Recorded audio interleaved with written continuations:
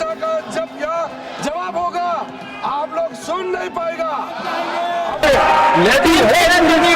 Minister सदन में आए, स्टेटमेंट करे, इसकी बात आपने कही थी। और प्रभु श्री राम की एक एक पाई जब तक वापस उनके मंदिर में नहीं पहुंचेगी तब तक हम लोगों का ये आंदोलन जारी है।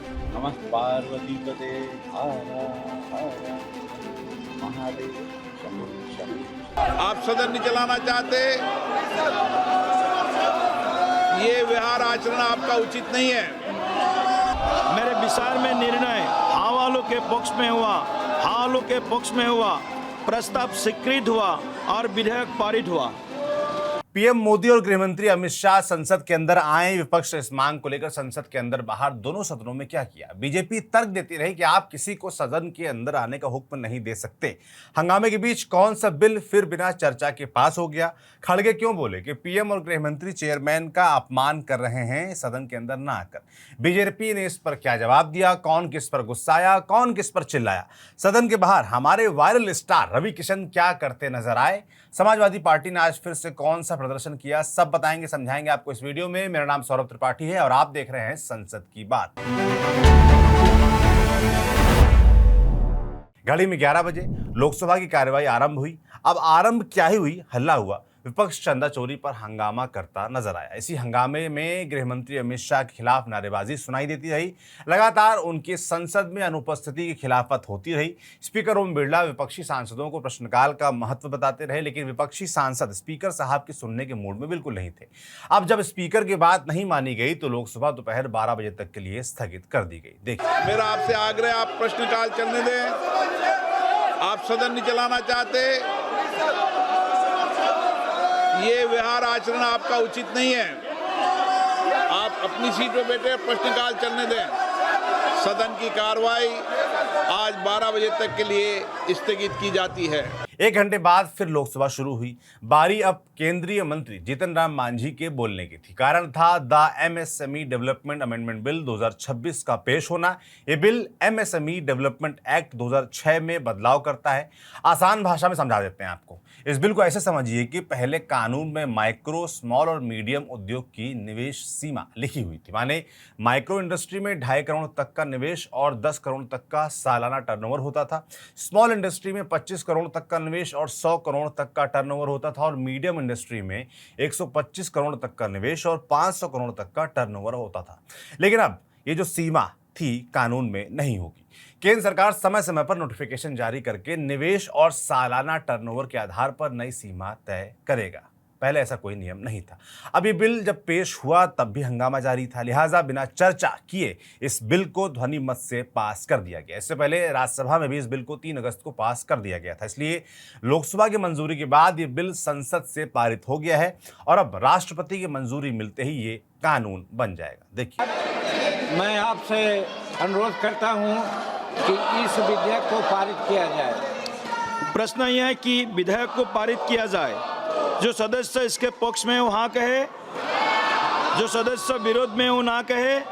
मेरे विचार में निर्णय हाँ वालों के पक्ष में हुआ, हाँ वालों के पक्ष में हुआ, प्रस्ताव स्वीकृत हुआ और विधेयक पारित हुआ। अब बिल जब पास हो गया तो संसदीय कार्य मंत्री किरण रिजिजू खड़े हुए। हंगामा तब भी उरूस पर था तो रिजिजू भड़के। विपक्ष से कहने लगे कि आप लोग हंगामा करके सदन से चले जाते हैं पर गृहमंत्री सुबह से रात तक संसद में रहते हैं। विपक्ष को चेतावनी देते हुए कहा कि जब गृहमंत्री जवाब देंगे तो आप सुन नहीं पाएंगे। देखिए, बताना चाहता हूं, होम मिनिस्टर अमित शाह वो इंसान है जिसका नाम सुन करके सारे आतंकवादी, उग्रवादी कांप उठते हैं। जिस दिन यहाँ चर्चा शुरू होगी, गृह मंत्री अमित शाह का जब यहाँ जवाब होगा आप लोग सुन नहीं पाएगा। आप लोग क्या होम मिनिस्टर का नाम लेते हो? नियम के तहत जिसका बिजनेस होता है उसी संबंधित मंत्री को सदन में आना होता है। आप यहाँ डिमांड डायरेक्शन नहीं कर सकते कौन से मंत्री आना है और किसको जवाब देना है। वो सरकार तय करता है और चेयर तय करता है। इसलिए आप लोग हाउस को डिस्टर्ब करने का, देश को गुमराह करने का ये नाटक बंद करना चाहिए। संसदीय कार्य मंत्री के इस बयान के बाद हंगामा तेज हो गया और लोकसभा सोमवार तक के लिए स्थगित हो गई। अभी जो हंगामा है वो संसद के अंदर तक ही महदूद नहीं रहा, विरोध बाहर भी बरकरार रहा। कांग्रेस सांसद केसी वेणुगोपाल सदन के बाहर होम मिनिस्टर मिसिंग की तख्ती लेकर घूमते रहे, प्रदर्शन करते रहे। कहा कि गृह मंत्री को सदन में आना चाहिए और बताना चाहिए कि बच्चों पर पैलेट गन के प्रयोग का आदेश किसने दिया था। देखिए, This placard is very clear. Our home minister is absent, missing in Lok Sabha, in parliament. Home minister is missing, he is absent. Why he is running away from the parliament? He should come and explain who ordered the pellet gun shooting. He should come and explain who ordered the tear gas shelling against students. Who was behind the AK-47 usage in Bihar? Country needs this answer, students need this answer. But Home Minister is completely absent.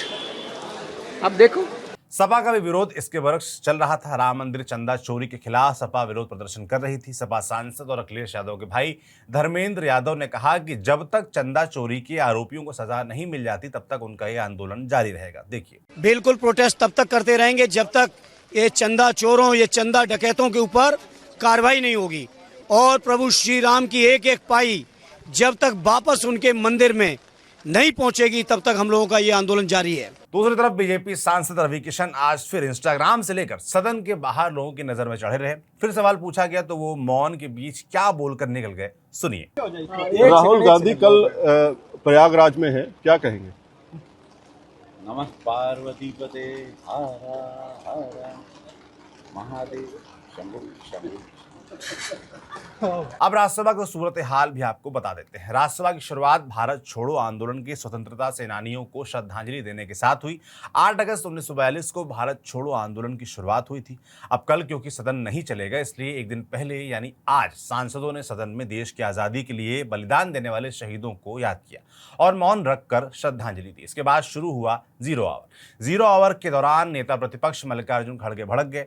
उन्होंने सभापति CP Radhakrishnan से कहा कि सरकार से आपने कल appeal की थी, उसके बाद भी गृह मंत्री और प्रधानमंत्री सदन में नहीं आए। ये आपका और सदन का दोनों का अपमान है। देखिए,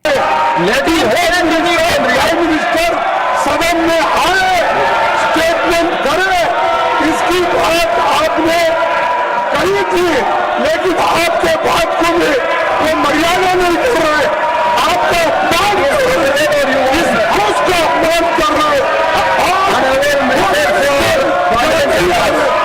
नेता प्रतिपक्ष का जवाब देते हुए संसदीय कार्य मंत्री किरण रिजिजू ने कहा कि विपक्ष ये तय नहीं कर सकता कि कोई मिनिस्टर सदन में कब आएगा। उन्होंने कहा कि चेयर ने मिनिस्टर को सदन में मौजूद रहने का कोई निर्देश नहीं दिया है। देखिए, डिसलेक्ट कर रहे हैं, leader of the opposition house को डिसलेक्ट कर रहे हैं, कोई डायरेक्शन नहीं दिया चेयर से। मैं रिकॉर्ड पे कहना चाहता हूं, पार्लियामेंट के समय सुबह से लेकर के देर रात तक होम मिनिस्टर पार्लियामेंट में ही रहते हैं। सदन में जिसका बिजनेस होता है वही मंत्री जवाब देता है। ऑपोजिशन तय नहीं करेगा कौन सा मंत्री को कब आना है, ये ऑपोजिशन पार्टी तय नहीं करते हैं। ये गलत फहमी, यहाँ देश को भ्रमण करने के लिए गलत बातें सदन में नहीं कर सकते हैं।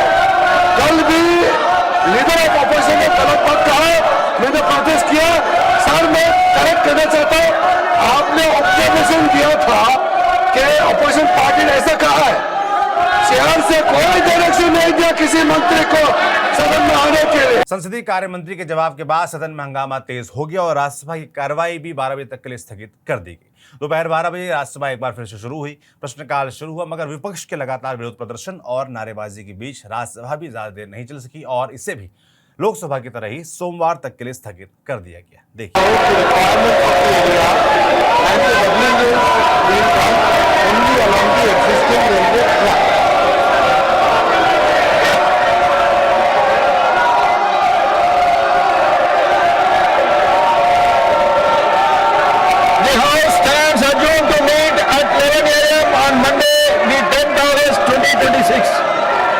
तो आज आज संसद में काम के नाम पर सिर्फ खाना पूर्ति हुई, ना ढंग के सवाल जवाब, ना कोई चर्चा। सच कहूं तो मैं पुराने वक्त की संसद को अब मिस करता हूं, जब चर्चा होती थी, हंगामा होता था, लेकिन जगह इसकी भी होती थी कि चर्चा, अच्छी चर्चा, बहस भी हो सके। आज गृह मंत्री अमित शाह और प्रधानमंत्री मोदी के सदन में आने पर विपक्ष की गरारी लगातार हमेशा की तरह अटकी रही और फिर हंगामे के बीच संसद सोमवार तक के लिए स्थगित कर दी गई। सवाल यह भी है कि पीएम और गृह मंत्री आखिर सदन में आ क्यों नहीं रहे। सवाल सरकार विपक्ष दोनों से है। भैया आपस में बात करिए, हल निकालिए, संसद को चलने दीजिए। ठप करने के लिए नहीं, चुनकर हम लोगों ने आपको भेजा है। चर्चा कर हमारे जैसे आम लोगों के लिए काम करने के लिए आपको भेजा गया है। खैर, अब 2 दिन का ब्रेक है। ब्रेक के बाद क्या सदन चल पाएगी, आपको क्या लगता है, कमेंट बॉक्स में लिखकर जरूर बताइएगा। मेरा नाम सौरभ त्रिपाठी है, इसे लिखा था हमारे साथी सूरज ने, कैमरे के पीछे हैं सुधांशु। शुक्रिया।